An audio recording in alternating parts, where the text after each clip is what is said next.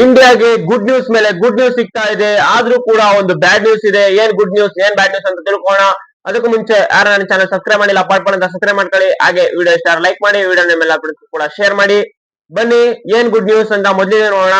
ಮೊದಲಿಗೆ good news ಏನಪ್ಪಾ ಅಂದ್ರೆ, ಇಂಡಿಯಾದವರು ಅಫ್ಘಾನಿಸ್ತಾನ್ ವಿರುದ್ಧ ಬ್ಯಾಟಿಂಗ್ ಬೌಲಿಂಗ್ ಎರಡರಲ್ಲೂ ಕೂಡ ಡಾಮಿನೇಟ್ ಮಾಡಿ ಸೀರೀಸ್ ನ ವೈಟ್ ವಾಶ್ ಮಾಡಿದ್ದಾರೆ. ನಾನು ಸೀರೀಸ್ ಗೂ ಮುಂಚೆನೆ ಹೇಳಿದ್ದೆ ಇಂಡಿಯಾದವರು ಈ ಸೀರೀಸ್ ನ ವೈಟ್ ವಾಶ್ ಮಾಡ್ತಾರೆ ಅಂತ. ಅದೇ ರೀತಿ ಇಂಡಿಯಾದವರು ಈ ಸೀರೀಸ್ ನ ವೈಟ್ ವಾಶ್ ಮಾಡಿದ್ದಾರೆ. ಇನ್ನು ಟಾಪ್ ಪರ್ಫಾರ್ಮೆನ್ಸ್ ನ ನೋಡಿದರೆ ಶುಭ್ಮನ್ ಗಿಲ್ ಅವರು ಟಾಪ್ ಪರ್ಫಾರ್ಮೆನ್ಸ್ ನ ತೋರಿ ಪ್ಲೇಯರ್ ಆಫ್ ದ ಸೀರೀಸ್ ಆಗಿದ್ದಾರೆ. ಇನ್ನು ಓಪನಿಂಗ್ ಬಂದಂತ ರೋಹಿತ್ ಶರ್ಮಾ ಅವರು ಕೂಡ ಚೆನ್ನಾಗಿ ಆಡಿದ್ದಾರೆ.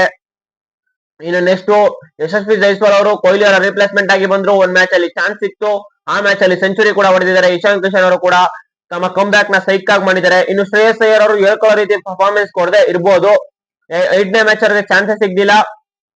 ಇನ್ನು 3ನೇ ಮ್ಯಾಚ್ ಚಾನ್ಸ್ ಸಿಕ್ಕಿದ್ದು ಅದರಲ್ಲಿ 20 ನಾಟ್ ಔಟ್ ಆಗಿ ಉಳ್ಕೊಂಡಿದ್ದಾರೆ. ಇದು ಒಂಥರ ಶ್ರೇಯಸ್ ಅಯ್ಯರ್ ಅವರ ಒಂದು ಪರ್ಫಾರ್ಮೆನ್ಸ್ ಗೆ ಬೆಂಬಲ ನೀಡಿದಂಗೆನೆ. ಇನ್ನು ನೆಕ್ಸ್ಟ್ ಬೌಲಿಂಗ್ ಅಲ್ಲೂ ಕೂಡ ಎಲ್ಲಾ ಪ್ಲೇಯರ್ಸ್ ಚೆನ್ನಾಗಿ ಬೌಲಿಂಗ್ ನ ಮಾಡಿದ್ದಾರೆ. ಯಾರು ಕೂಡ ಕಳಪೆಯಾಗಿ ಏನು ಮಾಡಕ್ ಹೋಗಿಲ್ಲ. ಇನ್ನು ನೆಕ್ಸ್ಟ್ ಗುಡ್ ನ್ಯೂಸ್ ಏನಪ್ಪಾ ಅಂದ್ರೆ, ಈಗ ವಿರಾಟ್ ಕೊಹ್ಲಿ ಅವರು ಫುಲ್ಲಿ ಫಿಟ್ ಆಗಿದ್ದಾರೆ. NCA ಗೆ 28ನೇ ತಾರೀಕು ಬಂದು ಫಿಟ್ನೆಸ್ ಟೆಸ್ಟ್ ನ ಅಟೆಂಡ್ ಮಾಡ್ತಾ ಇದ್ದಾರೆ. ಈ ಟೆಸ್ಟ್ ಅಲ್ಲಿ ಅವರು ಪಾಸ್ ಆಗೋದಂತೂ ಪಕ್ಕ ಇದೆ, ಯಾಕೆಂದ್ರೆ ಅವರು ಆಲ್ರೆಡಿ ಪ್ರಾಕ್ಟೀಸ್ ನ ಸ್ಟಾರ್ಟ್ ಮಾಡ್ಕೊಂಡಿದ್ದಾರಂತೆ. ಅದರಿಂದ ಈಗ ವಿರಾಟ್ ಕೊಹ್ಲಿ ಅವರು ಬಂದ್ರೆ ಸ್ಕ್ವಾಡ್ ಅಲ್ಲಿ ಯಾರನ್ನ ಆಚೆ ಕುಣಿಸ್ತಾರೆ, ಇದೊಂದು ಆದ್ರೆ. ಇನ್ನು ನೆಕ್ಸ್ಟ್ ಜಸ್ಪ್ರೀತ್ ಬುಮ್ರಾ ಅವರು ಫುಲ್ಲಿ ಫಿಟ್ ಆಗಿದ್ದಾರೆ ODI ಆಡಕ್ಕೆ. 3 ವರ್ಷದ ನಂತರ ಅವರು ODI ಟೀಮ್ ಗೆ ಬರ್ತಾ ಇದ್ದಾರೆ. ಲಾಸ್ಟ್ ODI ಮ್ಯಾಚ್ ಆಡಿದ್ದು 2023 ಅಹಮದಾಬಾದ್ ನಲ್ಲಿ ನಡೆದಂತ ODI ವರ್ಲ್ಡ್ ಕಪ್ ಫೈನಲ್.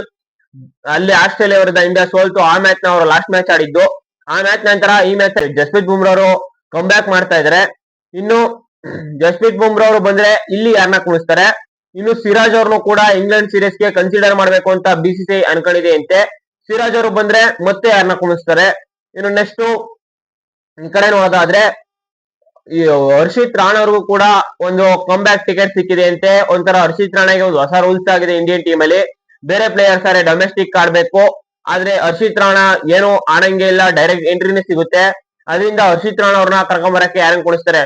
ಇಲ್ಲಿ ನೋಡೋದಾದ್ರೆ ಡೆಬ್ಯೂಟೆಂಟ್ ಆದಂತ ಯಾರು ಪ್ರಿನ್ಸ್ ಯಾದವ್ ಅವರು ಹೇಳ್ಕೊಳ್ಳೋ ರೀತಿ ಆಡಿಲ್ಲೇ ಇರ್ಬೋದು, ಆದ್ರೆ ಒಂದು ತಕ್ಕ ಮಟ್ಟಿಗೆ ಆಡಿದ್ದಾರೆ. ಇನ್ನು ನೆಕ್ಸ್ಟ್ ಈ ಕಡೆ ಗುರ್ನೂರ್ ಬ್ರಾ ಅವರು ಕೂಡ ಒಂದ್ ತಕ್ಕ ಮಟ್ಟಿಗೆ ಆಡಿದ್ದಾರೆ. ಅವರು ಕೂಡ ಒಳ್ಳೆ ಫಸ್ಟ್ ಮ್ಯಾಚ್ ಚೆನ್ನಾಗಿ ಆಡೋದು, 2ನೇ ಮ್ಯಾಚ್ 3ನೇ ಮ್ಯಾಚ್ ಕನ್ಸಿಸ್ಟೆಂಟ್ ಮೇಂಟೈನ್ ಮಾಡಿದ್ದಾರೆ.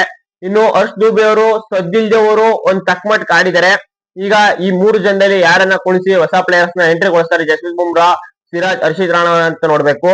ಇನ್ನು ಬ್ಯಾಡ್ ನ್ಯೂಸ್ ಏನಪ್ಪಾ ಅಂದ್ರೆ, ಇಂಡಿಯಾಗೆ ಹಾರ್ದಿಕ್ ಪಾಂಡ್ಯ ಅವರು ಇಂಗ್ಲೆಂಡ್ ವಿರುದ್ಧ ಕೂಡ ಅವೈಲಬಲ್ ಇಲ್ಲ. ಇಂಗ್ಲೆಂಡ್ ವಿರುದ್ಧ ಮ್ಯಾಚ್ ಇರೋದಕ್ಕೂ ಕೂಡ ಅವ್ರು ಅವೈಲೇಬಲ್ ಇಲ್ಲ. ಫಿಟ್ನೆಸ್ ಇನ್ನು ಫಿಟ್ ಆಗಿಲ್ಲ, ಇಂಜುರಿ ಇಲ್ಲೇ ಇದ್ದಾರೆ. ಅದರಿಂದ ಅವರು ಅವೈಲಬಲ್ ಇಲ್ಲ. ಇದಾಗಿತ್ತು ಇವತ್ತಿನ ವಿಡಿಯೋ. ಲೈಕ್ ಮಾಡಿ. Thank you guys.